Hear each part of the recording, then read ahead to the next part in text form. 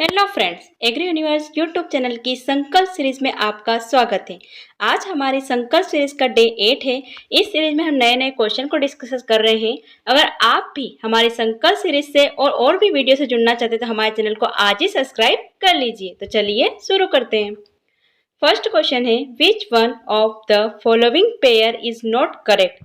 इनमें से कौन सा पेयर करेक्ट नहीं है? गुड़गांव 1920, मार्थेंडम 1921, इटावा 1951, सेवाग्राम 1920। इसमें जो हमारा गुड़गांव प्रोजेक्ट है वो 1920 में आया था। इसको कौन लाया था? एफ.एल. ब्रायने द्वारा स्टार्ट किया गया था। मार्थेंडम 1921 में स्पेंसर हेज द्वारा इसको स्टार्ट किया गया था। इटावा पायलट प्रोजेक्ट 1948 में आया था और इसको स्टार्ट किया था अल्बर्ट मेयर ने। और सेवाग्राम प्रोजेक्ट 1920 में आया था और इससे रिलेटेड थे हमारे महात्मा गांधी। तो इटावा पायलट प्रोजेक्ट जो हमारा कब आया था? 1948 में। इसको अल्बर्ट मेयर द्वारा स्टार्ट किया गया था। इसका राइट आंसर क्या रहेगा? Option third, Etawah. 1951 की जगह क्या आएगा यहाँ पे? 1948। नेक्स्ट क्वेश्चन है, scientific name of isabgol is. जो इसबगोल है अपना, उसका साइंटिफिक नेम क्या है? Commiphora wightii, Plantago ovata, Rauwolfia serpentina, Papaver somnifera. तो जो हमारा इसबगोल है उसका बोटनिकल नेम है प्लांटेगो ओवाटा। तो इसका राइट आंसर क्या है? Option B. अब हम देखते हैं कि जो इसबगोल है इसका साइंटिफिक नेम है प्लांटेगो ओवाटा। इसकी जो फैमिली है वो है प्लांटेजेनेसी। और इसका जो हम पार्ट यूज करते हैं इसबगोल का, वो सीड एंड जो सीड हस्क होता है उसका यूज करते हैं। और इसका नेटिव प्लेस क्या है? तो इसका जो नेटिव प्लेस है वो है पर्सिया, ईरान। और जो हम इसका प्रोपोगेशन करते हैं वो सीड के द्वारा करते हैं इसबगोल का। और सीड रिक्वायरमेंट होता है 4 kg seed per hectare. Next अपना ऑप्शन है कॉमीफोरा विगटी। ये किसका साइंटिफिक नेम है? कि हमारा गूगल जो होता है उसका साइंटिफिक नेम है। इसकी फैमिली है बुरसेरेसी। ये सेमी वुडी स्टेम के द्वारा या कटिंग के द्वारा इसको लगाया जाता है। इससे जो इसका जो यूज किया जाता है पार्ट होता है गम रेजिन। और इसका नेटिव प्लेस है इंडिया। इसके अलावा हम देखते हैं नेक्स्ट अपना है राउवोल्फिया सर्पेंटाइना। तो राउवोल्फिया सर्पेंटाइना सर्पगंधा का बोटनिकल नेम है। सर्पगंधा की फैमिली है एपोसाइनेसी। ये भी सीड के द्वारा लगाया जाता है। इसकी जो सीड रिक्वायरमेंट होती है वो होती है 6 किलोग्राम सीड पर हेक्टेयर। और इसका जो नेटिव प्लेस है वो क्या है? इंडिया। नेक्स्ट है पेपेवर सोमनीफेरा। पेपेवर सोमनीफेरा हमारा ओपियम का जो बोटनिकल नेम है। इसकी फैमिली है पेपेवरेसी। ये भी सीड के द्वारा लगाया जाता है। इसकी सीड रिक्वायरमेंट होती है 4 to 6 kg पर हेक्टेयर। और इसका जो लेटेक्स है वो यूज किया जाता है फ्रूट, सीड, ये सभी क्या किया जाता है? जो लेटेक्स निकाला जाता है फ्रूट और सीड से वो इसका यूजफुल होता है। इसमें हम देखें कौन कौन से जो अपने एल्कलॉइड निकलते तो मॉर्फिन, कोडीन, पेपेवरिन निकलते हैं। साइंटिफिक नेम क्या है इसबगोल का? Plantago ovata. नेक्स्ट क्वेश्चन है, which of the following pair is not correct. इनमें से कौन सा पेयर करेक्ट नहीं? यहाँ पे हमें कुछ इंसेक्ट उनके जो माउथ पार्ट का टाइप होता है वो दे रखा है। तो हाउस फ्लाई में स्पॉन्जिंग टाइप, हनी बी में रेस्पिंग टाइप, बग में पियर्सिंग एंड सकिंग टाइप और बीटल्स में बाइटिंग एंड चेविंग टाइप। तो इसमें जो हमारा हाउस फ्लाई है वो स्पॉन्जिंग टाइप ही होता है, बग में पियर्सिंग और सकिंग ही होता है, बीटल में बाइटिंग एंड चेविंग टाइप होता है। लेकिन जो हमारी हनी बी है इसमें कौन सा होता है? हमारा हनी बी में हमारा होता है चेविंग एंड लेपिंग टाइप पाया जाता है। तो इसका राइट आंसर क्या रहेगा? Option B, honey bee. अब हम देखते हैं इसके अलावा बाइटिंग और चेविंग किसमें पाए जाते हैं। तो बाइटिंग और चेविंग जो पाया जाता है grasshopper, locust, cricket, termite और बीटल्स में। पियर्सिंग और सकिंग पाया जाता है अपना bug, aphid, jassid, white fly, leafhopper और मॉस्किटो में। रेस्पिंग और सकिंग पाया जाता है अपना थ्रिप्स में। स्पॉन्जिंग टाइप पाया जाता है हाउस फ्लाई में। सिफोनिंग टाइप बटरफ्लाई और मोथ में। और चेविंग और लेपिंग टाइप पाया जाता है बी और वास्प में। तो इसका राइट आंसर क्या रहेगा? ऑप्शन बी, हनी बी में कौन सा होता है? Chewing and lapping type. Next question है, who discover the downy mildew for the first time in India. वो कौन से साइंटिस्ट थे जिन्होंने इंडिया में फर्स्ट टाइम डाउनी मिल्ड्यू को डिस्कवर किया था? E J. Butler, Robert Koch, B B. Mundkur और के.आर. कीर्तिकर। तो जो इंडिया में डाउनी मिल्ड्यू को डिस्कवर किया था वो किया था ई.जे. बटलर ने। तो इसका राइट आंसर है ऑप्शन ए। अब हम देखते हैं कि इसके अलावा ई.जे. बटलर जो है अपने, इनको फादर ऑफ प्लांट पैथोलॉजी कहा जाता है। ई.जे. बटलर है, इन्हें फादर ऑफ प्लांट पैथोलॉजी कहा जाता है इंडिया में। और father of mycology in India भी इन्हें ही कहा जाता है। अब हम देखते हैं कि फादर ऑफ प्लांट पैथोलॉजी अगर इंडिया में ई.जे. बटलर है तो वर्ल्ड में प्लांट पैथोलॉजी के फादर किसे कहा जाता है? तो एंटोन डी बेरी को father of plant pathology in world कहा जाता है। और father of plant pathology in India कौन है? अपने E.J. Butler. Father of mycology in India E.J. Butler है और father of mycology in world है P.A. माइकेली। और जो हमारे E.J. बटलर जी है, इन्होंने एक बुक लिखी थी fungi and disease in plant. Next option है अपना रॉबर्ट कोच। रॉबर्ट कोच जो है इन्हें father of microbial technique of bacteriology कहा जाता है। इन्होंने जो फर्स्ट बैक्टीरियल इटियोलॉजी है एंथ्रेक्स डिसीज की, उसकी खोज की थी और जो कोच पास्चुलेट है वो भी रॉबर्ट कोच ने दिया था। बीबी मुंडकर जो है इन्होंने एक जो अपना क्या बोलते हैं कॉटन विल्ट, ये started work on cotton wilt through varietal resistance. जो इन्होंने क्या किया था कॉटन विल्ट के कंट्रोल के लिए वेराइटल रेजिस्टेंस पर काम किया था और इन्होंने इंडियन फाइटोपैथोलॉजिकल सोसाइटी ऑफ IARI की इस्टेब्लिशमेंट भी किया था और इनकी एक बुक है fungi and plant disease. KR Kirtikar जो है ये फर्स्ट इंडियन साइंटिस्ट है जिन्होंने हमारी इंडिया में फंगाई को कलेक्ट और आइडेंटिफाई किया था और E.J. बटलर जी ने फर्स्ट टाइम डाउनी मिल्ड्यू को डिस्कवर किया था इंडिया में। इसका राइट आंसर है ऑप्शन A। नेक्स्ट क्वेश्चन है the stage of seed sowing no germination because of internal condition of seed is termed as. वह कंडीशन जब सीड को हम शो करते हैं तो वो सोइंग करते हैं तो वो जर्मिनेशन नहीं होता है कुछ इंटरनल कंडीशन की वजह से, तो उसे क्या कहते हैं? डोरमेंसी, क्विसेंस, रिकैल्सिटेंट और लॉन्गेविटी। तो हमारा डोरमेंसी क्या होता है? डोरमेंसी क्या है? सीड की वह स्टेट है जिसमें सीड जीवित तो होता है पर जर्मिनेट नहीं हो पाता है। और क्विसेंस क्या है? क्विसेंस क्या होती है कि 2 से 4 वीक की रेस्टिंग कंडीशन, ये भी मतलब डोरमेंसी का ही एक टाइप है लेकिन ये शॉर्ट टाइप की होती है, 2 से 4 वीक का ही इसमें रेस्टिंग पीरियड रहता है। हमारी डोरमेंसी जो है वो 3 टाइप की होती है, इन्फोर्स्ड डोरमेंसी, इनेट डोरमेंसी और इंड्यूस्ड डोरमेंसी। जो इन्फोर्स्ड डोरमेंसी है ये क्या होता है कि हमने 5 सेंटीमीटर से ज्यादा अगर डीप सोइंग कर दी है तो अपन जो सीड में जो डोरमेंसी आ जाएगी वो रहेगी इन्फोर्स्ड डोरमेंसी। और किसी जेनेटिक फैक्टर की वजह से अगर सीड में डोरमेंसी आ रही है तो उसे अपन बोलेंगे इनेट डोरमेंसी। और किसी फिजियोलॉजिकल चेंज की वजह से, इन्वायरमेंट चेंज की वजह से अगर कोई डोरमेंसी आ रही है तो वो रहेगी अपनी इंड्यूस्ड डोरमेंसी। और हमारे जो वाइल्ड ओट है, जो वाइल्ड ओट होती है जंगली जई, इसमें तीनों टाइप की डोरमेंसी पाई जाती है। तीनों टाइप की डोरमेंसी पाई जाती है। इसकी खोज की थी थर्स्टन ने 1959 में। वाइल्ड ओट में इनेट, इंड्यूस्ड और इन्फोर्स्ड तीनों टाइप की जो अपनी डोरमेंसी है वो पाई जाती है। नेक्स्ट क्वेश्चन है, तो इसका राइट आंसर क्या रहेगा? No germination because of internal condition. इसका राइट आंसर है option A, dormancy. Next question है which of the following is not a system of farming. इनमें से कौन सा सिस्टम ऑफ फार्मिंग करें? तो 2 टाइप का होता है, सिस्टम ऑफ फार्मिंग और type of farming. Peasant farming, collective farming, dry farming और कोऑपरेटिव फार्मिंग। तो इसमें हम देखते हैं कि सिस्टम ऑफ फार्मिंग में कौन कौन सी आती है अपने और टाइप्स ऑफ फार्मिंग में कौन कौन सी आती है। तो टाइप्स ऑफ फार्मिंग में आती है diversified farming, specialised farming, mixed farming, dry farming और रेंचिंग फार्मिंग। और अपना सिस्टम ऑफ फार्मिंग में आते हैं अपने इंडिविजुअल या pheasant farming, capitalistic farming, state farming, corporate farming, joint farming, collective farming और कोऑपरेटिव फार्मिंग। तो यहाँ पे हमें पूछा है कि कौन सा सिस्टम ऑफ फार्मिंग नहीं है, तो हमारा जो सी ऑप्शन है ड्राई फार्मिंग, ये टाइप्स ऑफ फार्मिंग है। तो इसका राइट आंसर क्या रहेगा? Option C. नेक्स्ट क्वेश्चन है which of the following is an instrument use to measure root pressure. वो कौन सा इंस्ट्रूमेंट है जिसका यूज हम रूट प्रेशर को मेजर करने के लिए करते हैं? मैनोमीटर, फोटोमीटर, हाइड्रोमीटर या फिर पाइक्नोमीटर। तो अपना जो पिक्नोमीटर है, पिक्नोमीटर का अपन यूज करते हैं स्पेसिफिक ग्रेविटी ऑफ सोइल को मेजर करने के लिए। हमारा जो हाइड्रोमीटर है, हाइड्रोमीटर का यूज किया जाता है रिलेटिव डेंसिटी ऑफ लिक्विड को मेजर करने के लिए। पोटोमीटर का यूज करते हैं अपन ट्रांसपिरेशन को मेजर करने के लिए।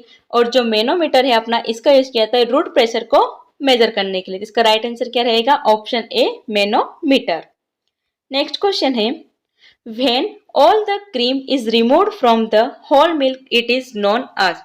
जब पूरा क्रीम जो है वो मिल्क से रिमूव कर लिया जाता है तो उस मिल्क को क्या कहा जाता है? Whole milk, skimmed milk, toned milk और डबल टोन मिल्क। तो हमारा जो होल मिल्क है वो क्या होता है? जिसमें क्रीम भरपूर मात्रा में होता है, मतलब हमने कुछ भी क्रीम बाहर नहीं निकाला है, उसमें क्रीम भरपूर मात्रा में है। काऊ का मिल्क होता है, उसमें जो फैट की मात्रा होती है वो 3.5% से ज़्यादा होती है, 3.5% के बराबर होती है। और बफेलो के मिल्क में फैट की मात्रा 6% से ज़्यादा या 6% के बराबर होती है। काऊ का जो मिल्क होता है उसमें SNF 8.5% के लगभग होता है और जो अपना बफेलो का SNF होता है वो 9% के लगभग होता है। स्किम्ड मिल्क क्या होता है, स्किम्ड मिल्क का पूरा क्रीम निकाल दिया जाता है, मतलब इसमें कुछ भी जो अपना फैट नहीं बचता, लगभग 0.1 से 0.5% इसमें अपना फैट बचता है। टोन्ड मिल्क में 3% फैट पाया जाता है और 8.5% एसएनएफ पाया जाता है। डबल टोन्ड मिल्क में 1.5% फैट और 9% एसएनएफ पाया जाता है। तो इसने क्या पूछा है कि पूरा क्रीम रिमूव कर लिया जाता है, वो कौन सा अपनाते हैं, स्किम्ड मिल्क बोलते हैं। उसमें जैसे पूरा जो फैट है वो क्रीम जो है वो पूरा का पूरा बाहर निकाल लिया, तो स्किम्ड मिल्क, और होल में पूरा का पूरा भरपूर मात्रा में क्रीम रहता है। नेक्स्ट क्वेश्चन है, PF value eight field capacity is. PF value field capacity पर क्या रहेगी, 4.5, 1, 4.2 या 2.5। तो इसका जो फील्ड कैपेसिटी और पीएफ वैल्यू होती है वो 2.5। हम देखते हैं अलग अलग की फील्ड कैपेसिटी। सॉइल कंडीशन जैसे सैचुरेटेड सॉइल है तो पीएफ वैल्यू 0 रहेगी, field capacity 2.53, permanent wilting point 4.18, hygroscopic point पे पीएफ वैल्यू रहेगी 4.50 और ओवन ड्राई सॉइल अगर कंडीशन है तो पीएफ वैल्यू रहेगी 7। नेक्स्ट, तो इसका राइट आंसर क्या अपना 2.53 फील्ड कैपेसिटी पे पूछा है। तो नेक्स्ट क्वेश्चन है, excessive development due to increase in number of cells. Number of cells की वजह से जो एक्सेसिव डेवलपमेंट होता है, सेल्स का number, excessive development due to increase in number of cell, मतलब सेल के नंबर बढ़ने से जो डेवलपमेंट उसे क्या बोला जाता है, हाइपरप्लेसी, हाइपरट्रोपी, हाइपोट्रोपी या फिर नेक्रोसिस। तो हाइपरप्लेशिया क्या होता है, सेल के डिवीजन की वजह से जो अपना होता है उसको क्या बोलते हैं, हाइपरप्लेशिया।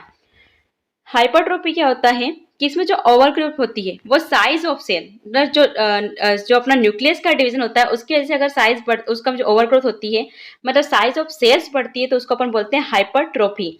और प्लांट ग्रोथ अगर कम हो जाती है, इनहिबिट हो जाती है, जिसके कारण ड्वार्फिंग आ जाती है, तो उसको अपन बोलते हैं हाइपोट्रोफी। और नेक्रोसिस क्या होती है, डेथ ऑफ टिश्यू। तो अपने को इसमें पूछा है कि ओवरग्रोथ जो हो जाती है, एक्सेसिव डेवलपमेंट जो होता है नंबर ऑफ सेल की वजह से, तो उसका राइट आंसर क्या रहेगा, हाइपरप्लेशिया। इसमें क्या होता है, सेल का डिवीजन होगा, सेल का डिवीजन होगा तो नंबर ऑफ सेल्स बढ़ेंगे, और अगर सेल की साइज बढ़ रही है तो उसमें क्या होगा, न्यूक्लियस का डिवीजन, वो क्या होता है अपना हाइपरट्रोफी। और अगर उसमें क्या हो रहा है कि प्लांट ग्रोथ इनहिबिट हो रही है तो उसको अपन क्या बोलेंगे, हाइपोट्रोफी। तो इसका राइट आंसर क्या रहेगा अपना option first, hyperplasia. Next question है, poison colour of highly toxic chemical is.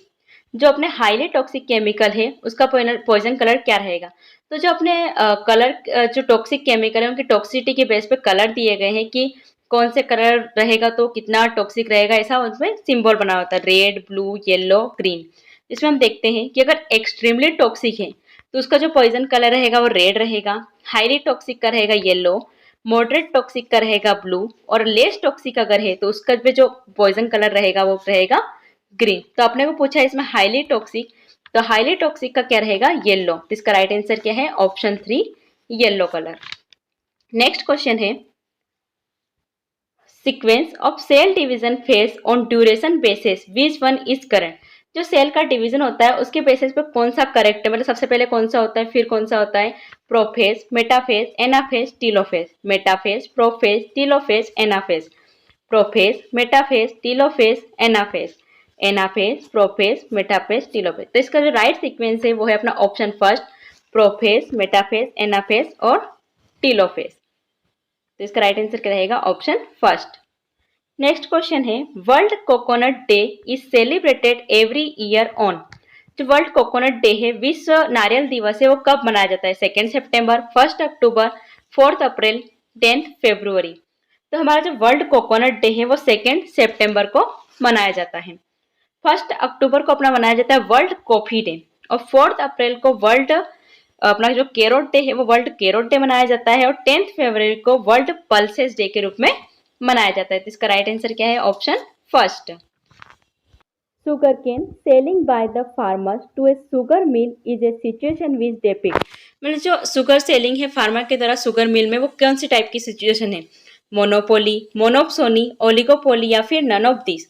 तो अपना जो मार्केट स्ट्रक्चर है उसमें अलग अलग टाइप के होते हैं, जैसे सिंगल सेलर है तो उसे क्या अपन क्या कहेंगे, सिंगल बायर है तो उसे क्या कहेंगे, फ्यू सेलर है तो अपन उसको क्या कहेंगे। तो अगर जैसे हमारा सिंगल सेलर है तो उस कंडीशन को कहा जाता है मोनोपोली, और अगर सिंगल बायर है तो उस कंडीशन को कहा जाता है मोनोसोनी। अगर फ्यू सेलर्स है तो उस कंडीशन को कहा जाता है ओलिगोपोली, और फ्यू बायर्स है तो उस कंडीशन को कहा जाता है ओलिगोसोनी। और अगर लार्ज सेलर है वहां पर और हिट्रोजीनस और डिफरेंट फॉर्म ऑफ कंडीशन है, मतलब जो प्रोडक्ट है वो अलग अलग टाइप के हैं और बहुत सारे फॉर्म है वहां पे, तो उसको कहा जाता है मोनोपोलिस्टिक। और क्या है कि लार्ज नंबर ऑफ प्रोड्यूसर है और वो सेम प्रोडक्ट प्रोड्यूस करते हैं और उसका सेलिंग करते हैं, तो उसको अपन बोलते हैं परफेक्ट कंपटीशन। तो यहाँ पे हमको पूछा है कि farmers to a sugar mill, तो ये क्या रहेगा, ओलिगोपोली। फ्यू सेलर्स है वहां पर, कुछ बेचने वाले हैं वहां पर, तो कंडीशन क्या रहेगी अपनी, ओलिगोपोली। तो इसका राइट आंसर क्या है, ऑप्शन 3। नेक्स्ट क्वेश्चन है, which erosion is known as death of farmers, वो कौन सा इरोजन है जिसे डेथ ऑफ फार्मर कहा जाता है, गली erosion, seat erosion, splash erosion या फिर रील इरोजन। तो हमारा वाटर इरोजन जो होता है उसकी 4 स्टेजेस होती है, स्प्लेश, सीट, रील, गली। जो स्प्लेश इरोजन है इसे रेन ड्रॉप भी इरोजन भी कहा जाता है। फर्स्ट स्टेज हमारी जब बारिश की शुरुआत होती है तो उसमें जो इरोजन होता है उसकी फर्स्ट स्टेज क्या है, स्प्लेश इरोजन। सीट इरोजन हमारी सेकेंड स्टेज में, इसमें हाईएस्ट सोइल इरोजन होता है और ये फार्मर के द्वारा नोटिस भी नहीं की जाती है और ये मोस्ट सीरियस होती है, मतलब सबसे ज्यादा जो लॉस होता है फार्मर्स का वो इसी में होती है। इसमें जो उपजाऊ परत होती है ऊपर की वो बहकर चली जाती है और फार्मर इसको नोटिस भी नहीं कर पाता है कि इससे इरोजन हो गया है। रियल इरोजन में क्या होता है कि छोटी छोटी सी नालियां बनने लग जाती है उंगली के जैसी, इनको क्या अपन जो नॉर्मल टिलेज होता है उसके तरह अपन इनको रिमूव कर सकते हैं। और जब ये जो रियल इरोजन में जो नालियां बनती है वो अगर बड़ा रूप धारण कर लेती है तो उसको अपन क्या बोलते हैं, गली इरोजन। गली इरोजन जो होती है ये टिलेज में बहुत, टिलेज के द्वारा हम इनको रिमूव नहीं कर सकते, मतलब ये हमारा कुछ भी हम जो खेती का काम करते हैं बहुत प्रॉब्लम करती है, इनको नॉर्मल टिलेज के द्वारा रिमूव नहीं किया जा सकता है। तो इन्होंने पूछा है कि वो कौन सा इरोजन है जिसे डेथ ऑफ फार्मर्स कहा जाता है, तो अपना जो सीट इरोजन है इसे डेथ ऑफ फार्मर्स कहा जाता है। इसका right answer option 2। Next question है, in cows the gestation period is of, जो गाय है हमारी उसका गेस्टेशन पीरियड कितने दिन का होता है, 150 डेज, 280 डेज, 310 डेज और 140 डेज। तो इसका राइट आंसर है 280 डेज। अब देखते हैं अलग अलग जो हमारे एनिमल है उनका गेस्टेशन पीरियड कितना रहता है। गाँव का 285 डेज, पफेलो का रहता है 310 डेज, सीप का रहता है 148 डेज, गोट का रहता है 150 डेज, केमल का होता है 391 डेज और जो अपना स्वाइन होता है उसका होता है 114 डेज। तो हमारे इसमें किसका पूछा था, गाँव का पूछा था, वहां पे 280 ऑप्शन दिया है तो लगभग इसके पास में ही है, तो गाँव का होता है 285 डेज। तो इसका राइट आंसर क्या रहेगा, ऑप्शन अपना रहेगा 2, 280 डेज। नेक्स्ट क्वेश्चन है, बेर is also called us king of arid fruit, pollen स्ट्राइल and triplet variety of berries. जो हमारा बेर है इसको अपन किंग ऑफ एरिड फ्रूट भी बोलते हैं और इसकी पोलन स्ट्राइल और ट्रिपलेट वैरायटी कौन सी, इलायची, उमरान, कोला, सेब। तो हमारा जो बेर है इसका नाम हम देखें बोटनिकल तो इसका नाम क्या होता है, जिजुपस मारुटिनाना। इसकी फैमिली है रेहमनेसी। इसमें जो बोटनिक क्रोमोसोम नंबर होते हैं वो होते हैं 2n बराबर 48। इसका ओरिजिन इंडिया है और इसमें 3 टाइप की वेरायटियां पाई जाती है, अर्ली, मिड और लेट मैच्योर वैरायटी। तो अर्ली में आती है अपनी गोला, केथली और सेब। मिड में आती है अपनी मुंडिया, बनारसी, जोगिया और मेहरून। और जो अपनी लेट मैच्योर वैरायटी है उसमें इमरान, इलायची, कत्था, पठानी, ये सभी वैरायटी आती है। अब अपने को यहाँ पूछा है कि पोलन स्टाइल और ट्रिपलेट वैरायटी कौन सी है बेर की, तो वो है अपनी इलायची। तो इसका राइट आंसर क्या रहेगा, ऑप्शन फर्स्ट इलायची। नेक्स्ट क्वेश्चन है, which one of the soil component has highest CEC, वह कौन सा सोइल कंपोनेंट है जिसकी जो सीईसी वो हाईएस्ट है, केओलिनाइट, इलाइट, ऑर्गेनिक मैटर या मांट मोइलोनाइट। तो हमारा जो राइट सबसे ज्यादा सीईसी होती है वो ऑर्गेनिक मैटर की होती है, तो इसका राइट आंसर है ऑप्शन 3। अब देखते हैं सीईसी, जो अपने क्ले मिनरल है उनकी सीईसी क्या रहती है, सी मोल पर केजी में इसको डिनोट किया जाता है। केओलिनाइट की होती है 3 to 10, इलाइट की 10 to 40, क्लोराइड की 10 to 40, मोंट मोइलाइट की 80 to 150, वर्मिकुलाइट की 100 to 150 और जो अपना ऑर्गेनिक मैटर होती है इसकी होती है ग्रेटर देन 200 सी मोल पर केजी। तो सबसे ज्यादा किसकी रहेगी, ऑर्गेनिक मैटर की, ग्रेटर देन 200। तो इसका राइट आंसर अपना क्या रहेगा, 3rd रहेगा, ऑर्गेनिक मैटर। नेक्स्ट क्वेश्चन है, which among the following is the example of audio aids. इनमें से ऑडियो एड का एग्जाम्पल है ब्लैक बोर्ड, ग्रामोफोन, एग्जीबिशन और फिल्म स्ट्रिप। तो हमारे जो ये एड होते हैं 3 टाइप के होते हैं, ऑडियो एड, विजुअल एड और ऑडियो विजुअल। तो ऑडियो एड में आते हैं अपने radio, gramophone, tape recorder. Visual में अपने क्या आ जाएंगे, जैसे अपना ब्लैक बोर्ड हो गया, पोस्टर हो गया, बुलेटिन हो गया, graph, poster, exhibition, chart, models, photograph etcetera. और ऑडियो विजुअल में अपने जैसे मूवीज, ड्रामास, ये किस में आते हैं? अपने ऑडियो विजुअल में। तो अपने को यहाँ पे ऑडियो एड पूछा है, तो ऑडियो एड का एग्जांपल यहाँ पे रहेगा ग्रामोफोन, क्योंकि ब्लैक बोर्ड अपना विजुअल है, एग्जीबिशन भी अपना विजुअल है और फिल्म स्ट्रिप भी अपना क्या है? विजुअल है। तो इसका राइट आंसर क्या है? Option second, gramophone. Next question है, ग्रीन गोल्ड इज, इसमें से ग्रीन गोल्ड किसे कहा जाता है? ओपियम को, कॉटन को, बेम्बू को, डेड प्यूपा ऑफ सिल्कवर्म को। तो हमारा जो बेम्बू है इसको अपन बोलते हैं ग्रीन गोल्ड। जो हमारा ओपियम है, ओपियम को अपन ब्लैक गोल्ड के नाम से जानते हैं, कॉटन को अपन बोलते हैं व्हाइट गोल्ड, और जो अपना डेड प्यूपा ऑफ सिल्कवर्म है इसको अपन बोलते हैं ब्राउन गोल्ड। और ग्रीन गोल्ड किसे कहा जाता है? बेम्बू को। तो इसका राइट आंसर है option third. Thank you for watching, like share and subscribe.